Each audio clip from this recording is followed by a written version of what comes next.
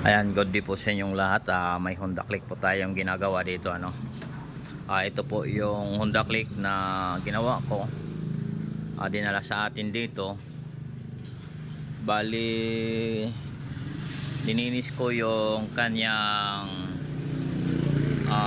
engine valve kasi singaw. Yan. Tapos, hindi ko na pinakita sa inyo, ano, dahil natapos ko na. Bali, yung nagkaroon ng issue ito, nawala yung kuryente dahil napaandar ko po ito. Kaso nawala yung kuryente doon sa may ignition coil. Kahit anong po start ko, hindi pa rin umaandar. Ngayon troubleshoot ko yung mga ground, yung ground trigger ng sa TPS goods naman, yung accessories ng TPS goods naman, at dito sa may parting ito sa accessories ng ignition coil goods naman, dito sa ground trigger ng ignition goods naman, at yung kanyang mga fuse box, sa fuse box goods naman, walang pumuputok, goods yung relay, goods yung mains, goods po yung battery. Ngayon pinahirapan ako nito, ano, dahil akala ko ECU na, pero hindi ko pa ito pinalitan dahil sabi ko troubleshoot ko muna bago ko palitan.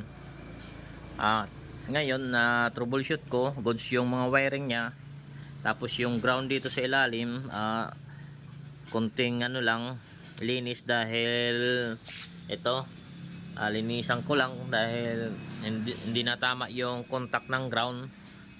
Ganun pa rin ang nangyari, hindi lumalabas yung ignition, sa ignition coil hindi lumalabas yung kuryente, ano. At ngayon nag last option ako talaga para magawa ko yung gusto ko, dahil kuryente lang naman yung nawala sa kanya dahil umandar ito dati nung ginawa ko. Mga 30 minutes nang pinandar ko, biglang namatay at nawala, nag shut off yung motor na ito.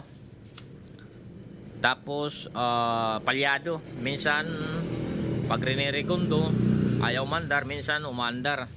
Yan po yung issue ng motor na ito.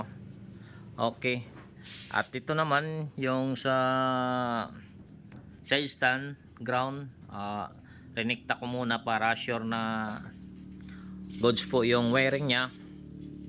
Ngayon sinubukan ko po ng ibang idea kung bakit po ayaw umandar itong motor na ito at bakit ayaw lumabas yung kuryente. Nung tinis ko po yung ignition coil, itong ignition coil, yung positive negative ng ignition coil, nung tinis ko po ay nagka-reading po ito ng mahigit 13 ohms, kilo ohms. Napakataas po ng kilo ohms ng ignition coil. Ayan, kaya shorted pala yung kanyang ignition coil, kaya ayaw lumabas yung tong kuryente dito sa ignition coil. Ayun, para makita nyo talaga kung ilan ba yung resistan ng ignition coil, ititest ko muna gamit lamang itong multi-tester natin, yung digital tester natin. Titest ko muna, ipakita ko sa inyo, no. Ayan, i-reading muna natin yung ignition coil, ano. Ayan po.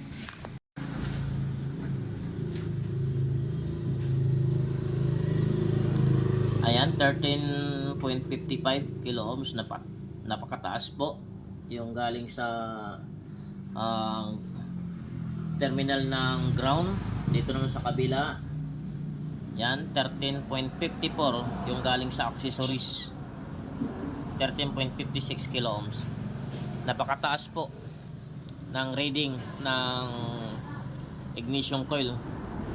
Hindi katulad ng isang coil, tulad ng isang coil na tulad nito, ay yung reading niya ay umaabot lamang ng,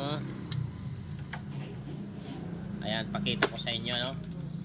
Tulad ng isang coil na ito, ayan, may coil tayo na pang sample dito. Ayan, ayan, test muna natin, ano. Ayan, Dito natin ilagay yung test probe. Okay, test muna natin. Yan, yung reading niya is 6.14. Yan lang po yung reading dapat sa ignition coil, ano. Mababa po yung kilo ohms. At sa kabila naman, dito sa may lagayan ng accessories, yan. Okay, reading natin. Ayan po. Makita nyo po, yung reading niya is mababa din. Oops. Ayan. 6.17 po yung reading. Ano? Yan lang po dapat ang reading ng ignition coil, or hanggang 8. Hindi na siya tataas. Okay.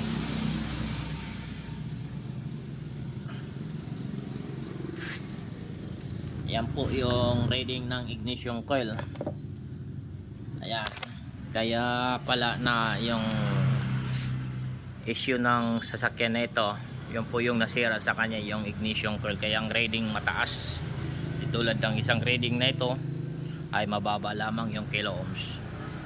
Kaya ito, subukan natin itong paandarin ito. Ayan, palabasin yung kuryente dahil yung isa walang kuryente. Ito yung pang sample natin, lumalabas yung kuryente. Ayan po, nailagay na po natin, ano, dito muna sa taas dahil sample lang naman ito. Ito yung kulay, yung ground dito sa may green, ito yung accessories kulay itim dito sa itim. Ayan, tapos itapat natin sa ground at subukan natin. Oops lang.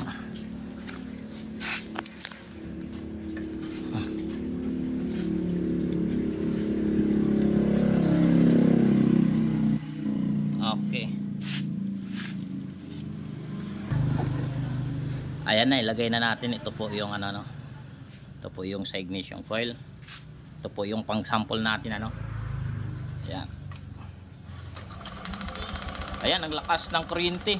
Ayan, oh. Sigurado tayo under na yung motor na, oh. Under na yung motor natin, oh. Lakas ng kuryente. Ibig sabihin, ayan, ulitin natin. Ulitin natin, ano. Ayan. Ang lakas ng kuryente.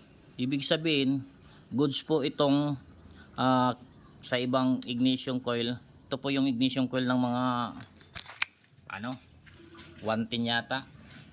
Yan, oh, yung dalawa yung connection. Subukan natin kung under yung motor natin, ano. Okay. Bali, ilagay lang natin doon sa ano.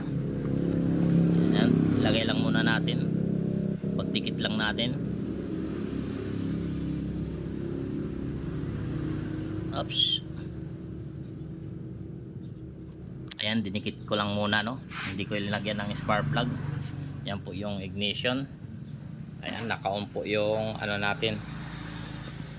Ayan.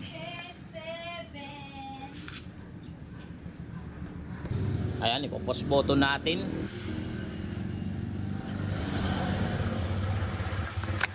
Ayan, kung makikita nyo, umaandar ng motor.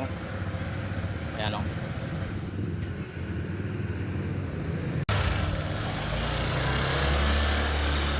Ayan, lobot lang yung battery, umaandar na yung motor, ano.